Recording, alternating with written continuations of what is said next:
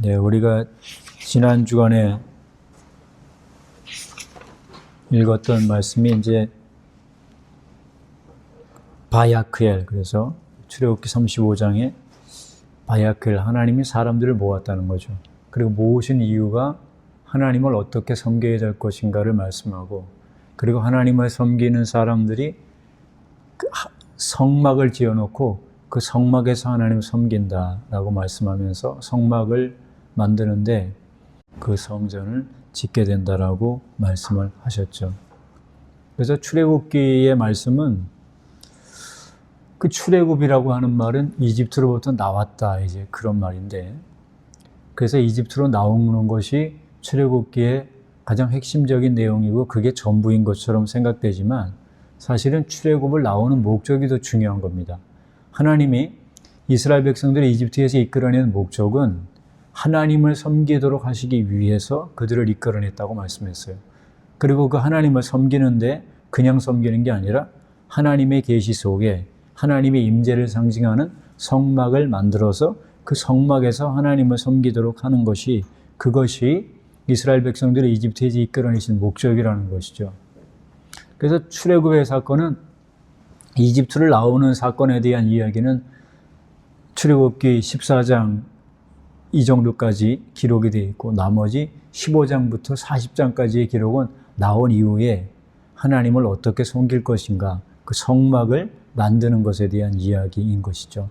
어찌 보면 출애굽기는 사실 그 성막, 하나님의 임재를 상징하는 성막에 대한 이야기가 주를 이룬다고 말씀할 수 있어요.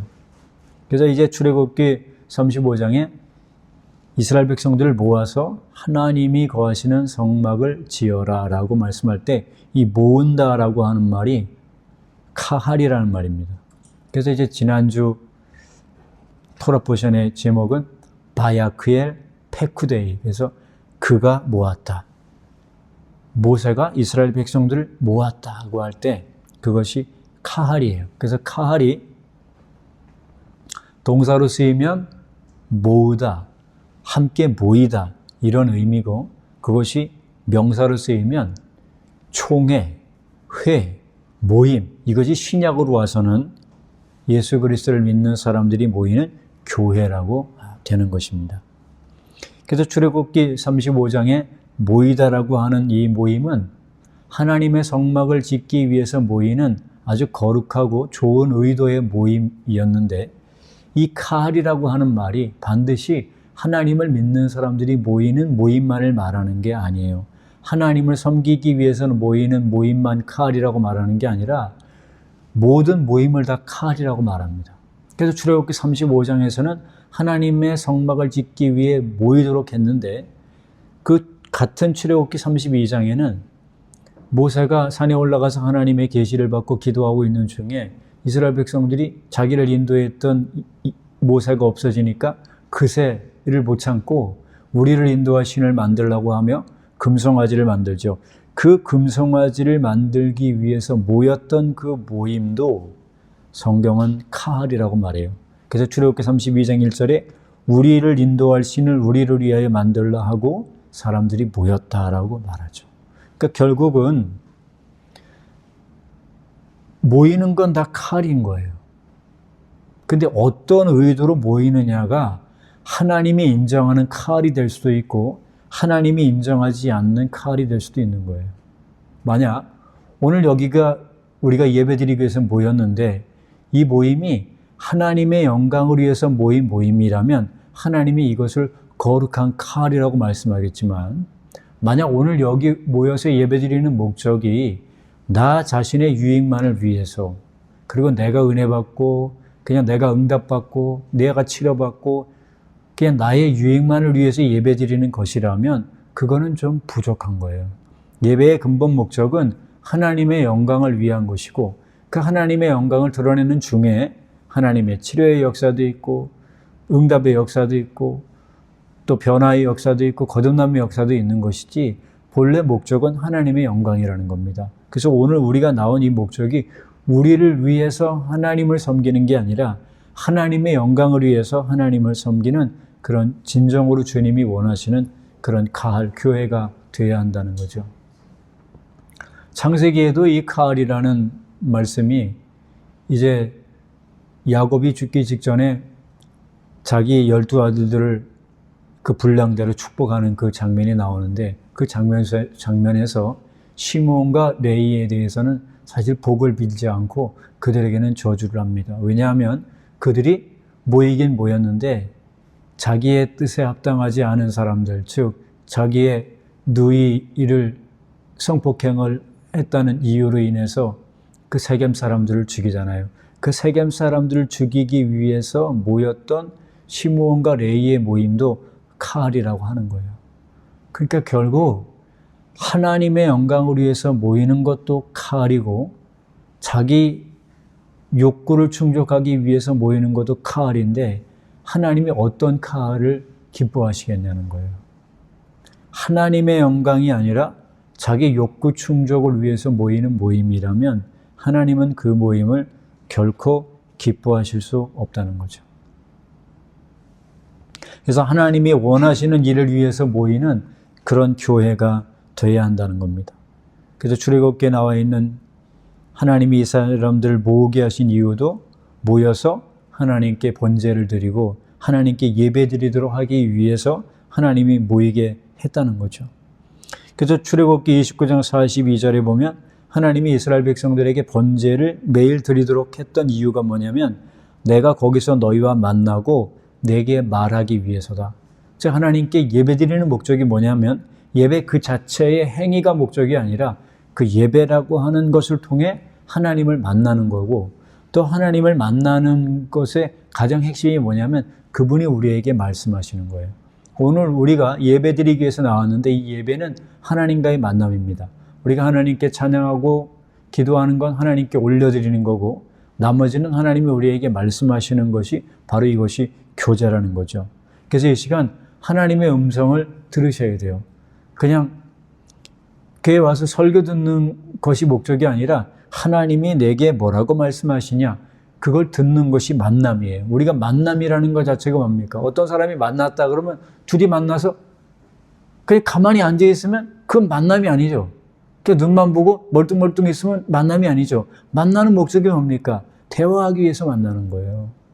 그래서 우리가 하나님을 만난다는 것도 하나님과 대화하기 위해서 만나는 거죠. 오늘 예배가 우리가 하나님께 올려드리는 것이 기도와 찬양이죠. 이것을 통해서 하나님께 말씀을 드리는 거고, 또 하나님은 성경을 통해서 우리에게 말씀하심으로 하나님과 대화를 하는 거예요.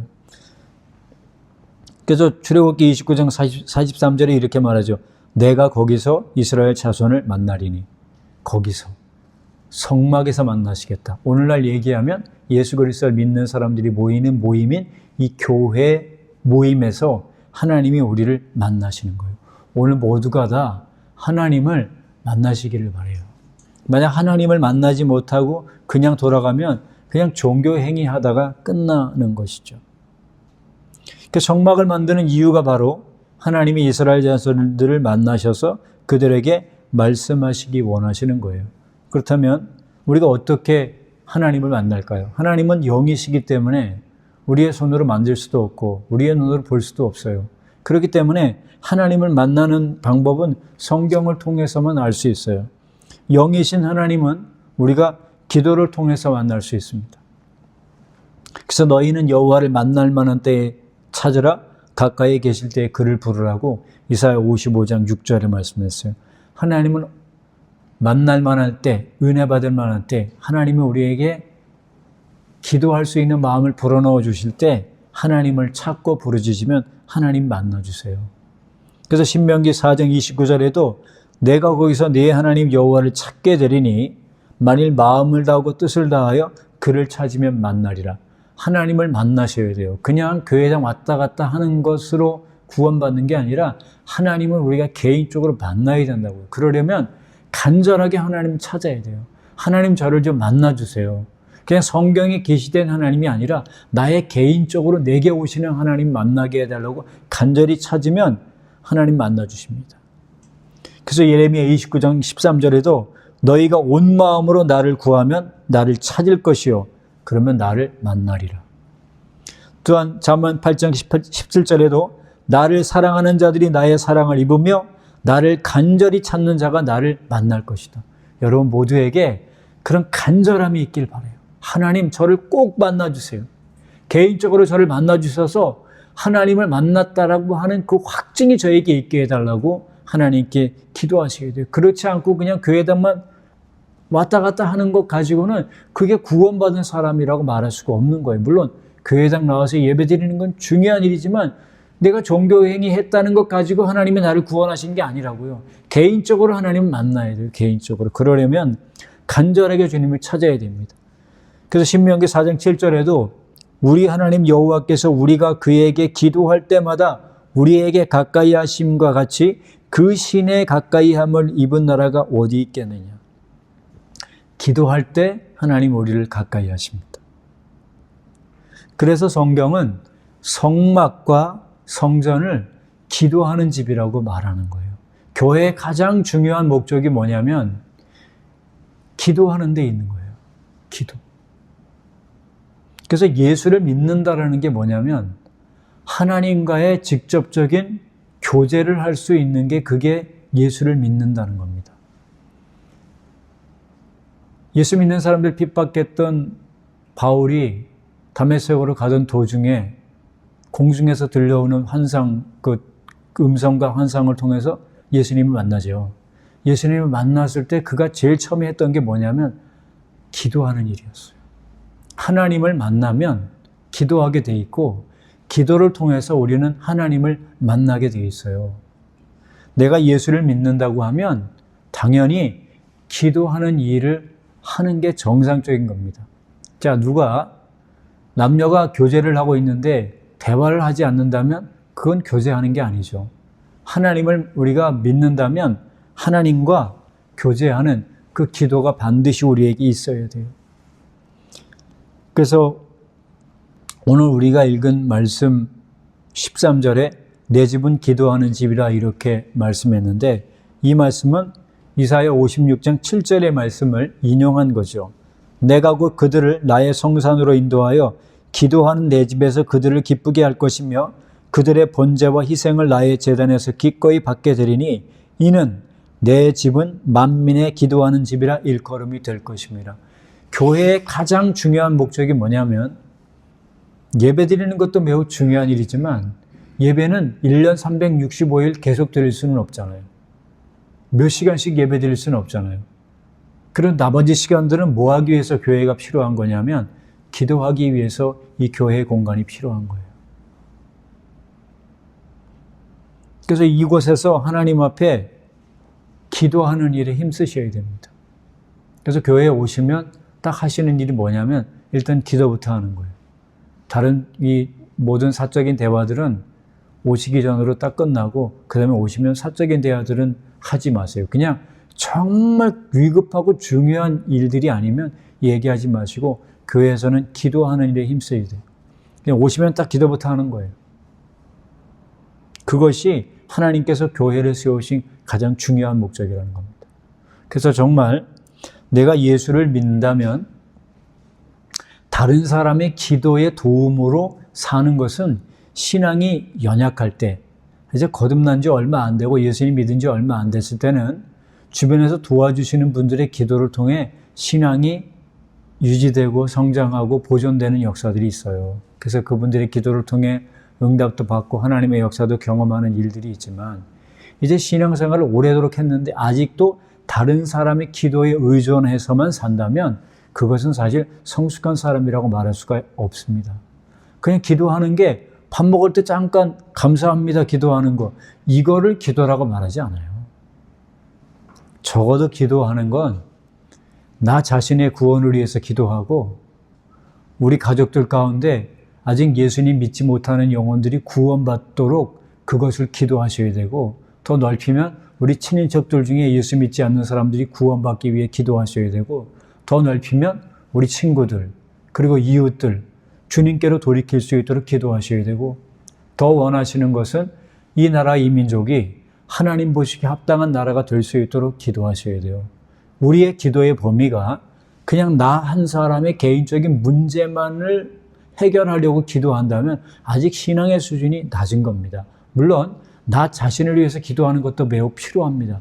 나의 구원을 위해서, 나의 성숙함을 위해서, 나의 문제 해결을 위해서 하나님께 기도하는 것도 매우 중요하지만 이제 기도의 폭을 넓혀서 나를 넘어서서 남편을 위해, 아내를 위해, 자녀를 위해, 그리고 우리의 가족들을 위해 더 넓혀서 친인척들을 위해, 더 넓혀서 우리의 이웃들을 위해, 더 넓혀서 이 나라 이민족을 위해 더 넓힌다면 전 세계에 흩어져 있는 하나님의 백성들, 그리고 전 세계에 있는 목회자들, 모든 성도들, 그리고 복음을 전하기 위해서 헌신하는 선교사들을 위해서 하나님 앞에 기도해야 되고, 더 넓혀서 기도한다면 이슬람권에, 힌두교권에, 불교권에 아직도 복음을 듣지 못하는 수많은 영혼들의 구원을 위해서 기도하는 기도의 폭을 넓히셔야 돼요. 지금 우리의 기도를 보셔야 돼요. 내가 지금 기도하는 기도의 폭이 그냥 나 하나 문제 해결하기 위해서 그냥 아등바등 되는 기도에 머물러 있다면 그 폭을 점점점 넓히셔야 돼요.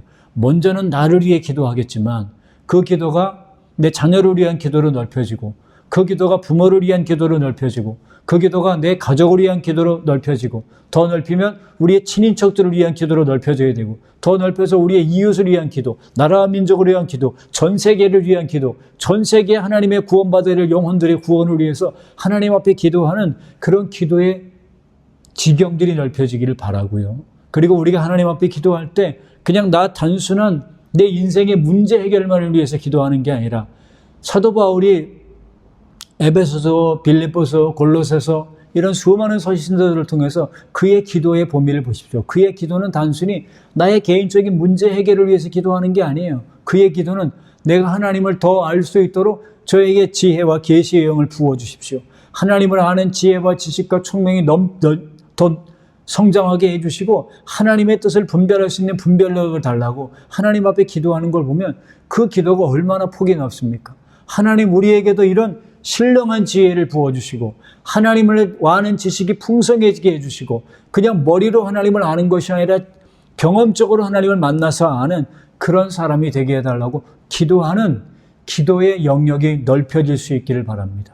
그래서 나의 기도를 통해 내 자신이 구원받고 나의 기도를 통해서 우리 가족들이 구원받고 내 기도를 통해서 아직 예수 믿지 않는 우리의 친인척들이 구원받고 우리의 이웃들이 구원받고 더 나아가서는 우리의 기도를 통해 이 나라의 민족의 교회들이 하나님 보시기에 온전하게 세워지는 역사가 있도록 기도하셔야 돼요. 그래서 성경은 우리에게 말하죠.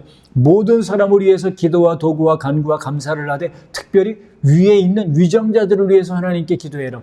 왜 위정자들을 위해 기도해야 되냐? 위정자들이 구원받기 위해서 기도하는 것도 있지만 그들이 올바르게 하나님을 경외하는 마음으로 이 나라를 통치해야 이 나라가 평안한 중에 예수 믿는 사람들이 하나님을 알고 그리고 끝까지 구원의 역사를 이룰 수 있기 때문에 이 나라의 평안을 위해서 기도하라는 거예요. 그래서 우리가 정치하는 사람들이 마음에 들든 들지 않든 그것과 상관없이 우리는 모든 정치인들을 위해 기도해야 돼요. 대통령으로부터 시작해서 국무총리 모든 국회의원들 그들이 하나님을 경외하는 마음으로 하나님이 기뻐하는 일들을 감당하게 해달라고 하나님께 기도할 때 이 나라 이 민족을 하나님께서 지키시고 인도하시는 겁니다. 그러므로 우리가 이 교회가 해야 될 가장 중요한 일, 기도하는 일에 힘써야 된다는 거죠. 그래서 오늘 성경은 뭐라고 얘기합니까? 이 교회를 내 집 그렇게 말해요. 즉 성전이라고 하는 게 누구 집이냐? 성전이라는 건 하나님의 집이에요. 하나님의 집. 그래서 예수님께서도 요한복음 2장 16절에 비둘기 파는 사람들에게 이르시되 이것을 여기서 가져가라. 내 아버지의 집으로 장사하는 집을 만들지 말라. 즉 성전은 누구의 집이냐면 하나님 아버지의 집입니다. 이곳에서 예배드리는데 이 예배드리는 이 공간은 하나님 아버지의 집이에요. 그래서 예수님께서 누가복음 2장 46절에 그 어린 시절에 부모를 쫓아서 유월절을 마치고 돌아오고 났을 때 어디 있는지 알지 못했을 때 다시 그 예수님이 어디 계셨냐면 성전에 계셨죠. 예루살렘 성전에 계셨는데 성전에 계시면서 선생들 중에 앉아서 그들에게 듣기도 하고 묻기도 하시는 그런 일을 하셨죠. 그랬을 때 이 성전에서 예수님을 다시 찾은 이 부모님이 왜 여기 있느냐라고 말을 했을 때 예수님께서 이렇게 말씀해요. 누가복음 2장 48절에 어찌하여 나를 찾으셨나이까? 내가 내 아버지 집에 있어야 할 줄을 알지 못하셨나이까? 그래서 그 성전 자체를 뭐라고 얘기하시냐면 성전이 바로 하나님 아버지의 집이라는 거예요. 구약에는 하나님이 만들려고 한 성막, 그리고 그 다음에 솔로몬을 통해서 지어진 솔로몬 성전, 그리고선 스룹바벨 성전, 그것이 성전이었죠. 그리고 이제 예수님 때는 헤롯이 또 성전을 지었는데 그 헤롯이 지은 그 성전이 바로 하나님의 집이었다는 거예요. 오늘날은 이렇게 예배드리기 위해서 모인 이 예배 처소가 구별되어져 있는 곳이기 때문에 이것도 하나님의 성전이 되는 겁니다. 여기가 누구의 집이냐? 하나님 아버지의 집이라는 거예요. 그리고 또 성경에서 성전은 하나님 아버지의 집일 뿐만 아니라 예수님 자신의 몸을 성전이라고 말씀했죠. 요한복음 2장 21절에 보니까 이 성전을 헐어라. 그럼 내가 사흘 만에 다시 일으키겠다고 말씀했을 때 사람들은 46년 동안 지은 그 헤롯 성전을 말하는 줄 알았더니 그게 아닌 것이죠. 예수님이 그러시죠. 성전된 자기 육체를 가리켜 말씀하신 거예요. 그러니까 예수님의 육체 자체가 바로 뭐냐면 그것이 하나님의 성전이라는 거예요. 그래서 구약시대 때는 어떤 눈으로 보이는 그것이 성전이었다면 신약에 와서는 그 성전의 개념을 예수님이 바꾸죠. 물론 예배드리기 위해서 모이는 공간도 거룩한 곳이기 때문에 성전이라고 말하지는 게 맞지만 예수님은 더 하나 나가서 눈에 보이는 건물이 없다 할지라도 예수님 자체가 성전이시라는 거예요. 그래서 예수님을 믿는 모든 사람들이 그분과 연합되면 예수님 믿는 사람들도 바로 성전이 되는 것입니다. 그래서 구약에는 어떤 건물을 하나님의 집이다, 하나님의 성전이다 이렇게 말씀했지만 신약에 와서는 고린도전서 3장 9절에 너희는 하나님의 밭이요 하나님의 집이다.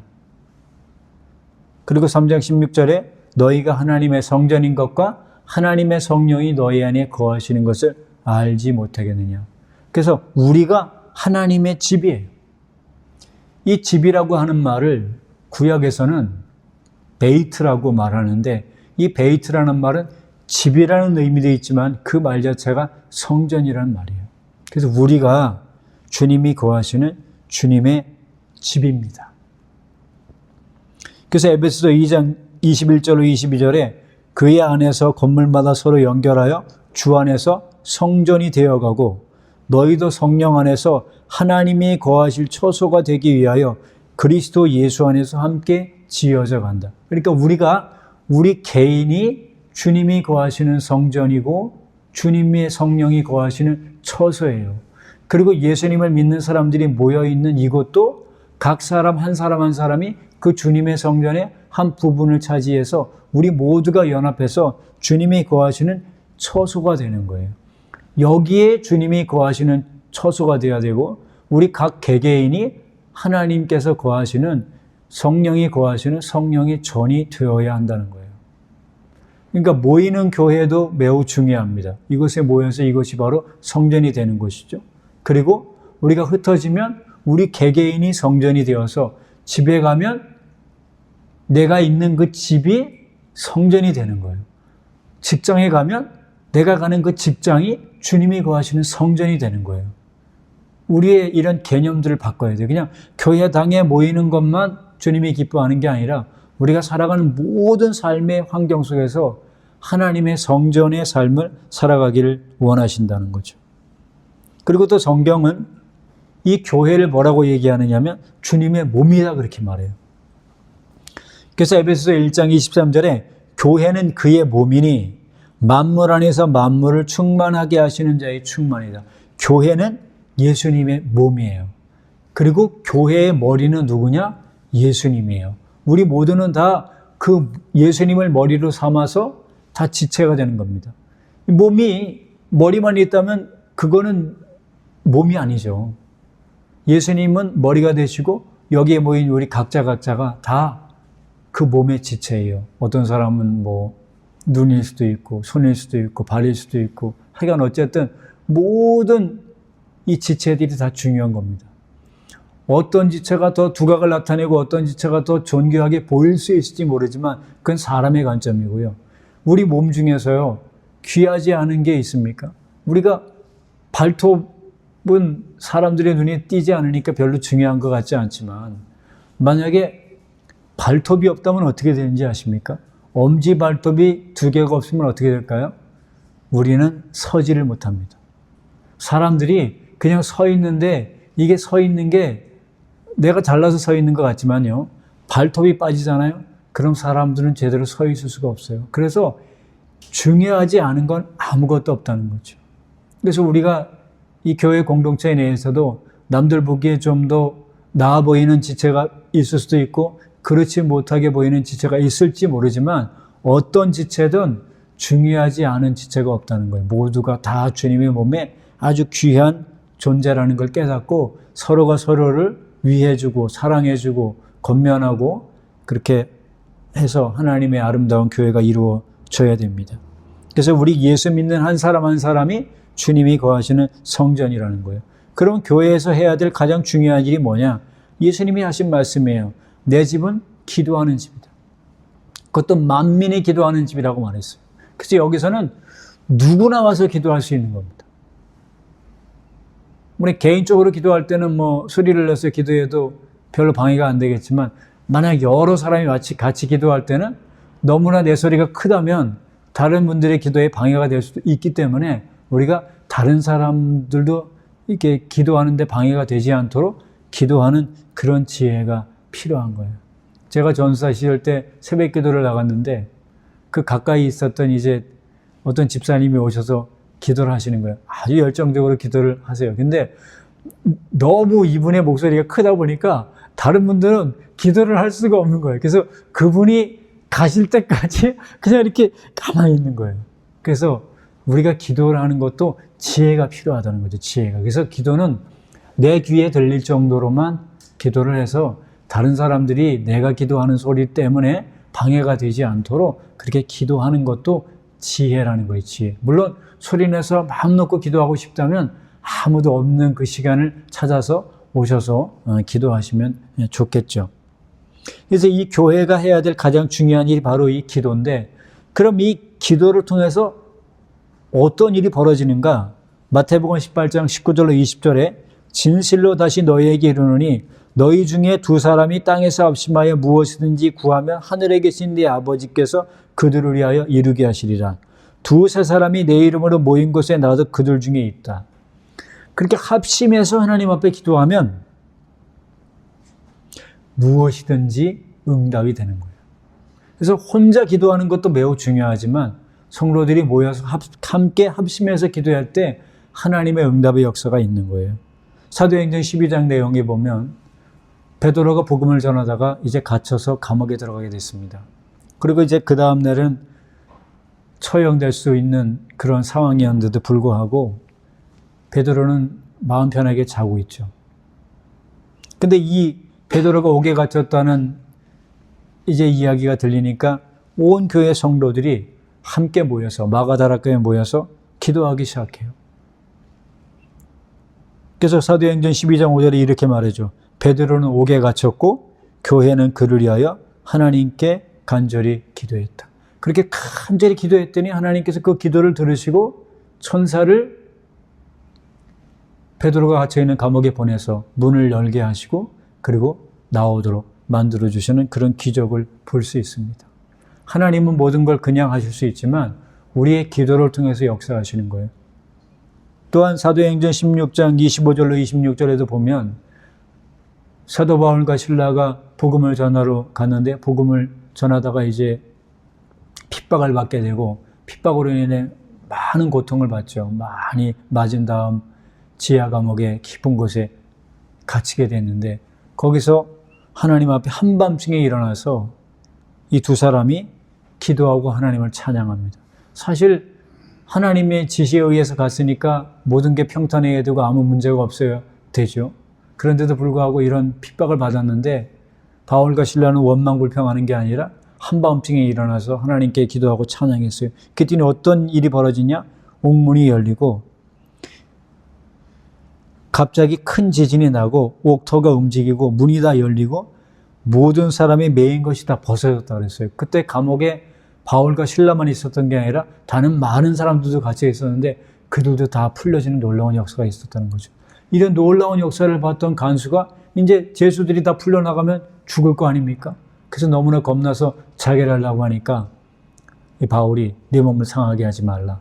그리고 네가 구원받을 수 있는 길을 제시하면서 주 예수를 믿으라. 그러면 너와 내 집이 구원받는다고 말씀하는 그 말씀을 듣고 간수가 회개하고 주께 돌이키고 이제 바울과 실라를 데리고 가서 맞은 자를 다 씻겨주고 집에 들어가서 먹을 걸 주고 함께 예배드리면서 거기에서 이제 빌립보 교회가 생기는 그런 놀라운 역사가 있는 걸 볼 수 있죠. 그래서 기도하고 찬양하는 것은 하나님의 놀라운 기적을 일으키는 겁니다.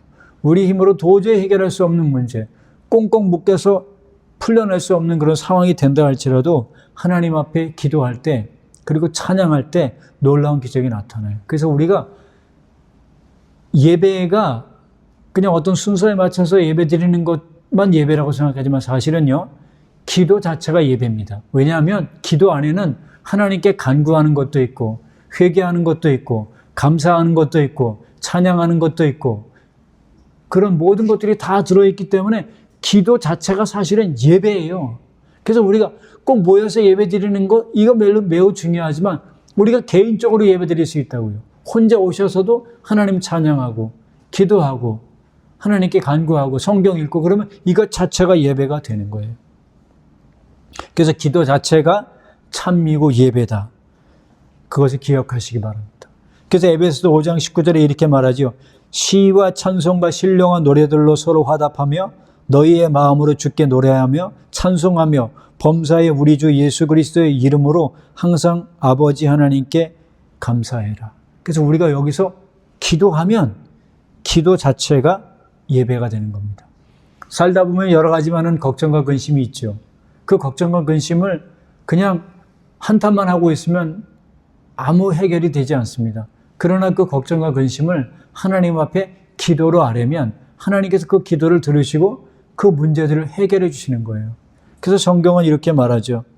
아무것도 염려하지 말고 오직 기도와 간구로 너희 구할 것을 감사함으로 하나님께 아뢰라.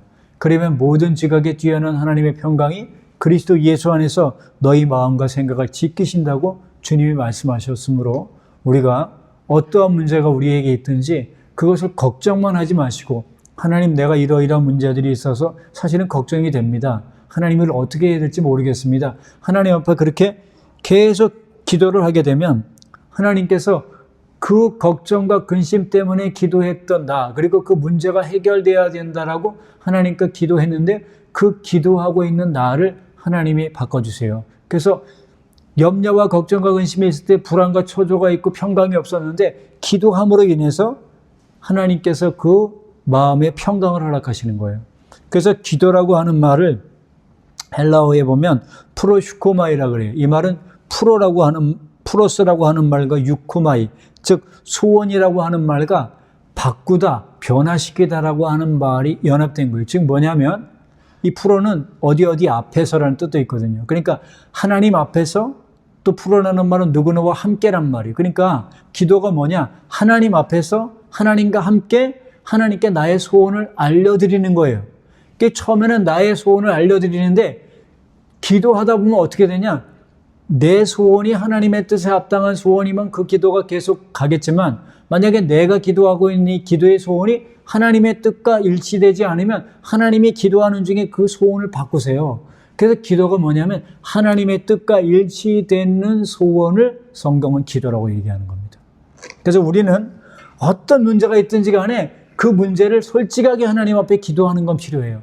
근데 기도하다 보면 그 내가 하나님께 드리는 기도가 하나님의 뜻에 합당한 기도가 되면 그 기도가 계속 유지되게 하시지만 만약 내가 아무리 다급하고 나에게는 절박한 문제라고 해서 기도해도 하나님이 기도하다 보면 그게 문제가 아니다라고 하면 하나님 마음을 바꿔주시는 것이죠. 그래서 기도할 때 하나님의 응답을 우리가 어떻게 알 수 있냐면 기도하기 전에 마음이 불안했지만 하나님 앞에 기도할 때 그리스도의 평강이 우리를 지배하게 되면 하나님이 이 기도를 들어주셨다는 걸 우리가 알 수 있습니다. 또 기도라고 하는 건 능력입니다. 이건 치료의 능력이에요. 그래서 아브라함이 이 아비멜렉의 가족이 어려움을 당할 때 그 아비멜렉이 사라를 취하려고 하는 그런 일을 했을 때 하나님께서 그 일을 막으시면서 그 집에 재앙을 내리시잖아요. 그랬을 때 이 아브라함이 하나님 앞에 기도하니까 하나님께서 응답하시는 역사가 있어요. 그래서 창세기 20장 7절에 보면 그는 선지자라 그가 너를 위하여 기도하리니 네가 살려니와 돌려보내지 않으면 온 가족이 다 죽으리라 이런 경고를 받았을 때 이제 아비멜렉이 그 부인을 보내주죠. 그럴 때 창세기 20장 17절에 보면 아브라함이 하나님께 기도하며 하나님이 아비멜렉과 그의 아내와 여종을 치료하사 출산하게 하십니다. 그래서 우리가 예수 믿는 사람을 위해서 기도해도 문제가 해결되지만 예수를 전혀 믿지 않는 사람을 위해서 기도해도 하나님께서 역사해 주시는 일이 있다는 거죠. 그래서 기도는 치료의 능력이에요. 또 기도는 어떤 능력이 있냐? 죽은 사람도 살리는 능력이 있다는 겁니다. 열왕기상 17장 21절로 22절에 보면 이제 엘리야가 하나님 앞에 기도하죠. 엘리야가 하나님 앞에 기도하니까 그 죽었던 아이가 살아나는 역사가 있어요. 그래서 그 아이 위에 몸을 3번 펴서 엎드리고 여호와께 부르짖어 이르되 내 하나님 여호와여 원하건대 아이의 혼으로 그의 몸에 돌아오게 하옵소서 하니 여호와께서 엘리야의 소리를 들으심으로 그 아이의 혼이 몸으로 돌아오고 살아났다. 사라밧 과부의 아들이 죽었는데 하나님 앞에 간절히 기도하니까 하나님이 그 소리를 들으시고 그 아이가 살아나도록 하나님이 만들어주시는 거예요. 그래서 기도는 능력입니다. 병든 자도 치료할 수 있고 심지어 하나님이 원하시면 죽은 사람도 살리실 수 있는 것이 그것이 바로 기도의 능력이라는 것이죠. 그래서 우리의 영적으로 죽은 상태도 기도할 때 살아나는 역사가 있어요. 하나님이 우리가 소리내서 기도할 때 엘리야의 소리를 들으시고 응답하신 하나님이 오늘날도 우리의 소리를 들으시고 응답하실 겁니다. 아직 영적으로 죽어서 예수 믿지 않는 영혼들을 위해 간절히 기도하는 걸 하나님이 들으시고 우리 가족들 가운데 아직 예수 믿지 않아서 지옥으로 향하고 있는 영혼들을 위해 기도하면 하나님이 그 기도를 들으시고 영혼들을 구원하실 것입니다. 그리고 친인척들을 구원하시고 이웃들을 구원하시는 역사가 있어요. 엘리야의 소리를 들으신 하나님 그리고 아브라함의 기도를 들으신 하나님이라면 우리의 기도도 그분이 듣지 않으시겠습니까?